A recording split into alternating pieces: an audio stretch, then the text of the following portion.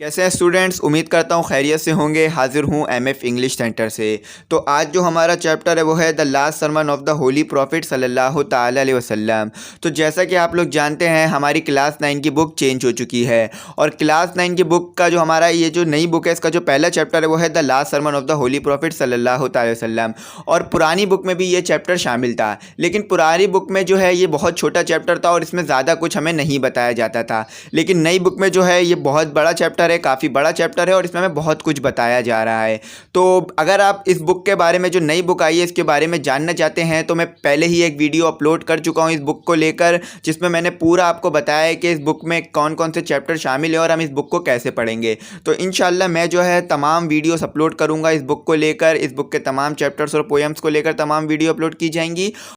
और आपको पेपरों की तैयारी करने में मदद की जाएगी ताकि आप इजीली चैप्टरों को समझ सकें और आपकी जो भी क्यूरीज है, डिफ़िकल्टीज़ हैं वो क्लियर हो जाएं और जब आपके सामने पेपर आए तो आप इजीली पेपर हल कर सकें, चाहे बोर्ड का हो, स्कूल का हो या कोचिंग का हो। तो बगैर किसी वेस्ट ऑफ टाइम के चैप्टर शुरू करते हैं। और अगर आप फिर भी इस बुक के बारे में और जानना चाहते हैं तो मैं वीडियो पहले ही अपलोड कर चुका हूँ, वो वीडियो देख लीजिए जिससे आप इस बुक के बारे में मुकम्मल डिटेल हासिल कर लेंगे। तो चलिए अब अपने चैप्टर को शुरू करते हैं।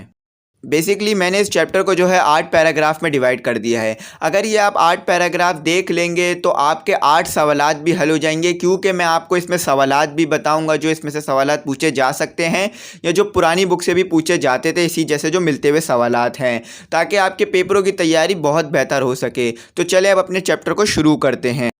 चलें स्टूडेंट्स, हमारा पहला पैराग्राफ जो है वो है इंट्रोडक्शन ऑफ आप सल्लल्लाहु ताला अलैहि वसल्लम। यानी आप सल्लल्लाहु ताला अलैहि वसल्लम अल्लाह ताला के आखिरी रसूल हैं और आप सल्लल्लाहु ताला अलैहि वसल्लम का जो सन पैदाइश है वो 571 ईस्वी है। और आप सल्लल्लाहु ताला अलैहि वसल्लम सऊदी अरेबिया में पैदा हुए, सऊदी अरब में पैदा हुए हैं। और आप सल्लल्लाहु ताला अलैहि वसल्लम कुरैश की जो है सबसे नोबल फैमिली में, यानी सबसे मुअज़्ज़ज़ फैमिली में आप सल्लल्लाहु ताला अलैहि वसल्लम पैदा हुए। और आप सल्लल्लाहु ताला अलैहि वसल्लम ने जब लोगों को इस्लाम की तरफ बुलाने लगे तो कुरैश जो थे उन्होंने इस्लाम कबूल करने से इनकार कर दिया और कहने लग गए कि आप सल्लल्लाहु ताला अलैहि वसल्लम जो हैं हमारे आबा व अजदाद के ख़िलाफ़ हैं, यानी हमारे झूठे खुदाओं के ख़िलाफ़ हैं। आप सल्लल्लाहु ताला अलैहि वसल्लम लोगों को खुदा की तरफ बुलाते रहे, जिनमें से चंद लोग मुसलमान हुए, लेकिन जो मुसलमान नहीं हुए, जो कुरैश मुसलमान नहीं, उन्होंने आप सल्लल्लाहु ताला अलैहि वसल्लम को बहुत ज़्यादा सताना शुरू कर दिया और यहाँ तक कर आ गए माज़अल्लाह के आप सल्लल्लाहु ताला अलैहि वसल्लम को कत्ल करने की साजिशें शुरू कर दी। तो फिर इसके बाद जो है आप सल्लल्लाहु ताला अलैहि वसल्लम ने यसरब की तरफ हिजरत की। यानी यसरब जो है मदीने का ही नाम है, पुराना नाम है मदीने का, लेकिन अब यसरब नाम नहीं लिया जाता, मदीना शरीफ कहा जाता है। और मदीना जो है वो 320 किलोमीटर दूर वाक़ है नॉर्थ में मक्का मुकर्रमा से, और जो कि माइल्स में 200 किलोमीटर बनता है। तो उम्मीद करता हूँ ये वाला पैराग्राफ आपको समझ में आया होगा। इस पैराग्राफ से जो सवाल पूछा जा सकता है आपसे वो यही पूछा जा सकता है कि आप सल्लल्लाहु ताला अलैहि वसल्लम के बारे में बताएं, या आप सल्लल्लाहु ताला अलैहि वसल्लम की पैदाइश की तारीख बता दें, या आप सल्लल्लाहु ताला अलैहि वसल्लम ने हिजरत कब की। तो उम्मीद करता हूँ ये वाला पैराग्राफ समझ में आ गया होगा। चलें अब अपने अगले पैराग्राफ की तरफ चलते हैं। स्टूडेंट, दूसरा जो पैराग्राफ है हमारे पास वो ये है कि हिजरत एंड इस्लामिक सोसाइटी। देखिए, जब आप सल्लल्लाहु ताला अलैहि वसल्लम ने 622 हिजरी में हिजरत की तो आप सल्लल्लाहु ताला अलैहि वसल्लम मदीने मुनव्वरा में डायरेक्ट दाखिल नहीं हुए। आप सल्लल्लाहु ताला अलैहि वसल्लम मदीने मुनव्वरा से पहले थोड़ा रुक गए और वहाँ पर एक मस्जिद बनाई जिस मस्जिद का नाम था मस्जिद कुबा, और फिर आप सल्लल्लाहु ताला अलैहि वसल्लम मदीने मुनव्वरा में दाखिल हुए। तो जब आप मदीने मुनव्वरा पहुँचे तो वहाँ पर जो है मुख्तलिफ ग्रुप मौजूद थे, जिनमें से एक अंसार सहाबा थे जो कि मुसलमान थे, अंसार थे जो कि मुसलमान थे, और दूसरे महाजिरीन थे यानी जो हिजरत कर आए थे, और ज्यूज़ भी मौजूद थे और क्रिश्चियन और दूसरी कम्युनिटीज़ भी मौजूद थी। और काफिर जो थे मदीने मुनव्वरा में बहुत बड़ी तादाद में मौजूद थे, यानी यहूदी जो थे वो बहुत बड़ी तादाद में मदीने मुनव्वरा में मौजूद थे, जिसकी वजह से मुसलमानों और यहूदों के दरमियान जो है लड़ाई का ख़तरा पैदा होने लग गया था, क्योंकि यहूदी जो हैं वो किसी भी तरह से मुसलमानों को, यहूदी और काफिर जो हैं किसी भी तरह से मुसलमानों को इस्लाम पे अमल करने की इजाज़त देने वाले नहीं थे। तो फिर आप सल्लल्लाहु ताला अलैहि वसल्लम ने इनके दरमियान मुआहदा हुआ मुसलमानों और مسلمانوں اور یہودیوں کے درمیان جس سے مدینہ منورہ میں جنگ نہ ہو۔ تو چلے اب آگے پڑھتے ہیں، آگے کیا لکھا ہوا ہے۔ امید کرتا ہوں یہ والا پیراگراف آپ کو سمجھ میں آیا ہوگا، اور اس پیراگراف سے جو سوال آئے گا وہ یہی آئے گا کہ آپ صلی اللہ تعالیٰ علیہ وسلم نے ہجرت کب کی، اور آپ صلی اللہ تعالیٰ علیہ وسلم نے جو مسجد بنائی اس مسجد کا کیا نام تھا۔ تو چلیں اب تیسرے پیراگراف کی طرف چلتے ہیں۔ چلیں اسٹوڈنٹ، تیسرا جو پیراگراف ہے ہمارے پاس وہ یہ ہے کہ کانسٹیٹیوشن آف مدینہ، یعنی جب آپ صلی اللہ تعالیٰ علیہ وسلم مدینہ منورہ پہنچ گئے تو آپ صلی اللہ تعالیٰ علیہ وسلم نے کانسٹیٹیوشن بنایا، یعنی قانون بنائے۔ دیکھیں، کسی بھی ملک کو چلانے کے لیے یا سلطنت یا شہر کو چلانے کے لیے، یہاں تک کہ انفیکٹ گھر کو بھی چلانے کے لیے قانون کی ضرورت ہوتی ہے۔ تو آپ صلی اللہ تعالیٰ علیہ وسلم نے وہاں پہنچ کر ایک قانون بنایا، کافر اور مسلمان آپس میں لڑائی نہیں کریں گے مدینہ شریف میں، اور اگر کوئی مدینہ پر حملہ بھی کر دیتا ہے تو مسلمان اور کافر مل کر ان کا مقابلہ کریں گے۔ اور دیکھیں، کافروں نے پھر کچھ ٹائم بعد جو ہے وہی سازشیں کی اور یہ معاہدہ نہیں چل پایا۔ دیکھیں، اس معاہدے کے ٹوٹنے میں جو غلطی تھی وہ صرف اور صرف کافروں کی تھی، کیونکہ وہ انہوں نے جو ہے اس پر عمل نہیں کیا اور وہ اپنی سازشوں سے باز نہیں آئے، اور وہ نہیں چاہتے تھے کہ کافر کبھی بھی یہ نہیں چاہتے تھے، شروع سے آپ صلی اللہ تعالیٰ علیہ وسلم کے دور سے کافر اور یہودی کبھی بھی یہ نہیں چاہتے تھے کہ اسلام جو ہے آگے بڑھے، یعنی اسلام کی جو ہے تبلیغ ہر کسی تک پہنچے، کیونکہ یہ مذہب جو ہے ایک سچا مذہب ہے، اور جو بھی اس کا پیغام سن لیتا ہے وہ اس پر عمل کیے بغیر نہیں رہ پاتا ہے۔ تو جس طرح سے آپ صلی اللہ تعالیٰ علیہ وسلم یہ پیغام اور صحابہ کرام پہنچاتے رہے، لوگ جوگ در جوگ جو ہے اسلام میں داخل ہوتے رہے اور مسلمان بنتے رہے، تو یہ چیز جو ہے کافروں کو ہرگز بھی پسند نہیں آئی، اور انہوں نے جو ہے مسلمانوں سے یہ معاہدہ توڑ دیا۔ اور جب آپ صلی اللہ تعالیٰ علیہ وسلم نے کانسٹیٹیوشن بنایا مدینہ کا، تو آپ صلی اللہ تعالیٰ علیہ وسلم نے حصول بنا دیے کہ جس کے حساب سے مدینہ کی جو ہے قانون چلے گا، اور اسی حساب سے مسلمانوں نے عمل کیا اور ایک بہترین فلاحی ریاست قائم کی، اور یہ پہلی فلاحی ریاست تھی دنیائی تاریخ میں۔ تو چلیں اب آگے دیکھ لیتے ہیں آگے کیا بتایا جا رہا ہے۔ اسٹوڈنٹ، چوتھا جو پیراگراف ہے ہمارے پاس وہ یہ ہے کہ فیئرویل پلگریمیج، یعنی آپ صلی اللہ تعالیٰ علیہ وسلم نے ہجرت کے 10ویں سال جو ہے اپنا حج کیا، آخری حج کیا، اور یہ جو حج تھا آپ صلی اللہ تعالیٰ علیہ وسلم کا آخری حج تھا،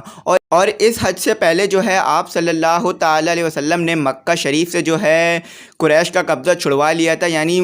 قریش کے ظلم و ستم سے مکہ شریف کو جو ہے آزاد کروا لیا گیا تھا، اور وہاں پر جو ہے اسلامی حکومت قائم ہو چکی تھی۔ لیکن جب آپ صلی اللہ تعالیٰ علیہ وسلم نے ہجرت کے 10ویں سال جو حج کیا، اس میں بہت بڑے کراؤڈ مسلمانوں کا موجود تھا، اور اس حج میں جو ہے جو آپ صلی اللہ تعالیٰ وسلم نے اپنا جو خطبہ دیا، جسے خطبۃ الوداع کہا جاتا ہے، لاسٹ سرمن کہا جاتا ہے، وہ ماؤنٹ عرفات پر کھڑے ہو کر دیا، یعنی ماؤنٹ عرفات پر کھڑے ہو کے آپ صلی اللہ تعالیٰ علیہ وسلم نے خطبہ دیا، اور بہت بڑے جو کراؤڈ تھا مسلمانوں سے اس سے خطاب کیا، اور انہیں پیغام دیا کہ اس خطبے میں جو میں فرماؤں گا اسے مسلمانوں تک پہنچائیں، یعنی جو ہم آنے والے مسلمان ہیں ان تک پہنچایا جائے، اور صحابہ کرام نے بالکل ایسا ہی کیا، اور ورڈ ٹو ورڈ ہمیں اس خطبے کو پہنچایا، جس سے ہمیں آپ صلی اللہ تعالیٰ علیہ وسلم کی بتائی ہوئی تعلیمات پر عمل کرنا آسان ہوا۔ تو چلیں اب آگے دیکھتے ہیں آگے کیا لکھا ہوا ہے، اور اس سے جو امپورٹنٹ سوال آ سکتا ہے وہ یہی آ سکتا ہے کہ آپ صلی اللہ تعالیٰ علیہ وسلم نے حج کب کیا، اور آپ صلی اللہ تعالیٰ علیہ وسلم نے حج کب کیا؟ تو آپ صلی اللہ تعالیٰ علیہ وسلم نے جو حج کیا وہ ہجرت کے 10ویں سال کیا۔ تو امید کرتا ہوں سمجھ میں آیا ہوگا۔ چلیں اب آگے بڑھتے ہیں۔ چلیں اسٹوڈنٹس، پانچواں جو پیراگراف ہے ہمارے پاس وہ یہ ہے کہ ڈیلیورنگ ہز لاسٹ سرمن، یعنی اس خطبے میں جو ہے آپ صلی اللہ تعالیٰ علیہ وسلم نے مسلمانوں کو کہا کہ وہ آپ صلی اللہ تعالیٰ علیہ وسلم کی طرف متوجہ ہوں، یعنی خبردار ہوں، اور آپ صلی اللہ تعالیٰ علیہ وسلم نے فرمایا کہ تمام مسلمان جو ہیں آپس میں بھائی بھائی ہیں، اور کسی بھی مسلمان کا دوسرے مسلمان پر خون اور اس کی جائیداد حرام ہے، یعنی اس کا مطلب یہ بنتا ہے کہ جو ایک مسلمان ہے اور دوسرے مسلمان کی چیزیں اس پہ حرام ہے، جیسے آپ ہیں اور آپ کا کوئی دوست ہے تو اور وہ بھی مسلمان ہے، تو اس کی جو ہے جائیداد، اس کا خون، یعنی نہ آپ اس کو ناحق قتل کر سکتے ہیں، نہ آپ اس کو ناحق تنگ کر سکتے ہیں، اور نہ آپ اس کی جائیداد کو ہڑپ سکتے ہیں۔ آپ کے اوپر وہ تمام چیزیں حرام ہیں، البتہ اگر وہ آپ کو خود دے دے، اپنے تحفتاً دے دیں یا انعام کے طور پہ دے دے تو الگ بات ہے، لیکن آپ کا اس پہ کوئی حق نہیں ہے جب تک وہ آپ کو اس کا اختیار نہیں دیتا ہے، اور یہ چیز نہیں کرنی چاہیے کہ کسی کی جائیداد یا کسی کی چیز پہ قبضہ کر لینا چاہیے۔ تو جو سوال آ سکتا ہے وہ یہی آ سکتا ہے کہ کیا ایک مسلمان کا دوسرے مسلمان پر کیا چیز حرام ہے؟ تو آپ اس کا جواب ایزیلی دے سکتے ہیں کہ خون اور جائیداد اس کی حرام ہے۔ تو چلیں ہم اپنے دوسرے پیراگراف کو دیکھ لیتے ہیں۔ چلیں اسٹوڈنٹ، چھٹا جو پیراگراف ہے ہمارے پاس وہ یہ ہے کہ آف سیٹن، یعنی آپ صلی اللہ تعالیٰ علیہ وسلم نے اپنے حجت الوداع میں مسلمانوں کو شیطان یعنی ابلیس سے خبردار کیا۔ دیکھیں شیطان اور ابلیس جو ہے وہ مسلمانوں کا کھلا دشمن ہے اور مسلمانوں کو جو ہے اکساتا ہے اور اللہ کی عبادت سے روکتا ہے، اس کی وجہ سے جو ہے مسلمان اپنا ایمان بھی کھو بیٹھتے ہیں اور اس کے راستے پر چل کر دوسرے مسلمانوں پر ظلم بھی کرنے لگ جاتے ہیں اور اللہ کے نافرمان بھی بن جاتے ہیں۔ تو اسی لیے آپ صلی اللہ تعالیٰ علیہ وسلم نے شیطان سے مسلمانوں کو خبردار کیا اور کہہ دیا کہ مسلمانوں کو شیطان کے راستے پر نہیں چلنا ہے اور شیطان ابلیس کو ذلیل و خوار کرنا ہے، کیونکہ یہ جو ہے مسلمانوں کا کھلا دشمن ہے اور ہمیشہ مسلمانوں کے لیے برا سوچے گا اور ہمیشہ انسان کو اللہ کی عبادت سے روکے گا، کیونکہ یہ جو ہے اللہ کا نافرمان تھا۔ اور دیکھیں اسی خطبے میں جو ہے آپ صلی اللہ تعالیٰ علیہ وسلم نے عورتوں کے حقوق پر بھی بات کی، یعنی اسلام سے پہلے آپ صلی اللہ تعالیٰ علیہ وسلم سے پہلے لڑکیوں کو جو ہے زندہ دفن کر دیا جاتا تھا پیدا ہونے پر ناحق، یعنی ان کا کوئی بھی جرم نہیں ہوتا تھا لیکن پھر بھی لڑکیوں کو جو ہے دفن کر دیا جاتا تھا۔ لیکن جب آپ صلی اللہ تعالیٰ علیہ وسلم نے اسلام کا سنہری پیغام ہم تک پہنچایا، یہ روشن پیغام ہم تک پہنچایا، تو یہ روایت ختم ہو گئی، یہ سب لڑکیوں کو زندہ دفنایا جانا ختم ہو گیا۔ تو آپ صلی اللہ تعالیٰ علیہ وسلم نے اس خطبے میں یہ بھی کہا کہ عورتوں کو حقوق دیے جائیں اور عورتوں کے بھی حقوق ہیں، اور اس پہ بھی آپ صلی اللہ تعالیٰ علیہ وسلم نے بات کی۔ تو امید کرتا ہوں یہ والا پیراگراف آپ کو سمجھ میں آیا ہوگا۔ اس سے جو سوال پوچھا جا سکتا ہے وہ یہی پوچھا جا سکتا ہے کہ عورتوں کے کیا حقوق ہیں اور آپ صلی اللہ تعالیٰ علیہ وسلم نے کس سے خبردار کیا مسلمانوں کو؟ تو شیطان سے خبردار کیا مسلمانوں کو اور عورتوں کے حقوق بتائے۔ تو امید کرتا ہوں یہ والا پیراگراف سمجھ میں آیا ہوگا۔ اب اپنے 7ویں پیراگراف کی طرف چلتے ہیں۔ 7واں جو پیراگراف ہے ہمارے پاس وہ یہ ہے کہ آل مین آر ایکول۔ دیکھیں اس خطبے میں آپ صلی اللہ تعالیٰ علیہ وسلم نے فرمایا کہ تمام مسلمان جو ہیں حضرت آدم علیہ السلام کی اولاد ہیں، اور حضرت آدم علیہ السلام کو اللہ تعالیٰ نے جو ہے مٹی سے پیدا کیا، اور تمام انسان جو ہیں وہ ایک ہیں، اور کسی عربی کو اجمی پہ کوئی فضیلت حاصل نہیں ہے، یعنی کوئی عربی اجمی سے بڑا نہیں ہے، نہ ہی کوئی اجمی عربی سے بڑا ہے، اور نہ ہی کسی کالے کو گورے پہ فضیلت حاصل ہے اور نہ ہی کسی گورے کو کالے پہ فضیلت حاصل ہے۔ ہاں لیکن اگر کوئی جو فضیلت کی جو بنیاد ہے وہ کیا ہے؟ تقویٰ۔ اگر کوئی اجمی عربی سے زیادہ تقوی والا ہے تو اسے اس سے فضیلت حاصل ہے۔ تعالیٰ علیہ وسلم نے یہ بھی فرمایا کہ جو فضیلت کی بنیاد ہے، یعنی جو برتری کی بنیاد ہے، وہ تقویٰ ہے، یعنی جو جتنے اچھی طریقے سے اللہ اور اس کے رسول کے احکامات پر عمل کرے گا وہ اتنا ہی زیادہ مقام و منصب والا ہے اللہ کے ہاں۔ تو امید کرتا ہوں یہ والا پیراگراف آپ کو سمجھ میں آیا ہوگا، اور یہ والا پیراگراف ایز اٹ از پرانی 9 کی بک میں بھی شامل تھا، کچھ ایز اٹ از ہی تھا۔ تو اب اپنے اگلے پیراگراف کی طرف چلتے ہیں جو کہ ہمارا آخری پیراگراف ہوگا۔ چلیں اسٹوڈنٹس، آخری جو پیراگراف ہے ہمارے پاس یہ ہے کہ کنویڈ دا میسیج آف اسلام، یعنی آپ صلی اللہ تعالیٰ علیہ وسلم نے اللہ کی طرف کہا کہ اے اللہ گواہ رہنا کہ میں نے تمہارا جو پیغام ہے وہ ان مسلمانوں تک پہنچا دیا ہے، یعنی آپ صلی اللہ تعالیٰ علیہ وسلم نے جو ہے اللہ کا پیغام ہم تک مکمل طور پہ پہنچا دیا ہے، اور آپ صلی اللہ تعالیٰ علیہ وسلم کے بعد اب کوئی نبی نہیں آئے گا، اب کسی اور مذہب کی یا کسی اور نبی کی ضرورت نہیں ہے۔ آپ صلی اللہ تعالیٰ علیہ وسلم پر جو ہے وہ اسلام کو مکمل ہو گیا، اور آپ صلی اللہ تعالیٰ علیہ وسلم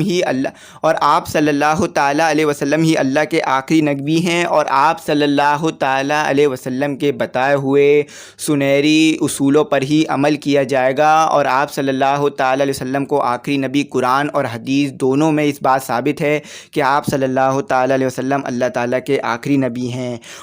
اور جو پیغام آپ صلی اللہ تعالیٰ علیہ وسلم نے ہم تک حدیث اور قرآن کی صورت میں پہنچایا ہے ہمیں اس پر عمل کرنا ہے، اور اسی پر عمل ہوگا تا قیامت، اور اگر ہم اس پر صحیح طریقے سے صحیح معنوں سے عمل کریں گے جس طرح سے آپ صلی اللہ تعالیٰ علیہ وسلم نے کہا اور صحابہ کرام نے کر کے دکھایا ہے، تو ہم اپنی جو عظمت ہے جو آپ صلی اللہ تعالیٰ علیہ وسلم کے دور میں تھی اور صحابہ کرام کے دور میں تھی وہ دوبارہ حاصل کر لیں گے، اور دوبارہ ایک کامیاب قوم بن جائیں گے، جیسے کہ حضرت عمر فاروق کے دور میں مسلمان آدھی دنیا پر حکومت کیا کرتا تھا، اور آپ صلی اللہ تعالیٰ علیہ وسلم کے دور میں مسلمان اس دنیا کی تمام معزز قوموں سے بڑھ کر معزز قوم ہوا کرتی تھی۔ تو اگر ہم آپ صلی اللہ تعالیٰ علیہ وسلم کے میسج پر عمل کریں گے، تو یعنی آپ صلی اللہ تعالیٰ علیہ وسلم کے پیغام پر عمل کریں گے تو کامیابی پالیں گے۔ تو اس پیراگراف سے جو سوال پوچھا جا سکتا ہے وہ یہی پوچھا جا سکتا ہے کہ what is the message of Islam. تو امید کرتا ہوں پورا میں نے آپ کو بتایا ہے میسیج کیا ہے اسلام کا، یعنی ایک اللہ کی عبادت کرنا اور آپ صلی اللہ تعالیٰ علیہ وسلم پر ایمان، آپ صلی اللہ تعالیٰ علیہ وسلم کو آخری نبی ماننا، یہ اسلام کا جو ہے بنیادی پیغام ہے۔ تو امید کرتا ہوں یہ آپ کو سمجھ میں آیا ہوگا۔ اگر پھر بھی کوئی غلطی، کیوری یا ڈیفیکلٹی رہ گئی ہو تو کمنٹ سیکشن میں ضرور میسیج کیجیے گا، رپلائی کروں گا۔ اور میں نے آگے کے بھی چیپٹر اپلوڈ کرنے ہیں، تو چینل کو سبسکرائب اور لائک ضرور کر دیجیے گا اور چینل کے ساتھ جڑے رہیے گا۔ Thanks for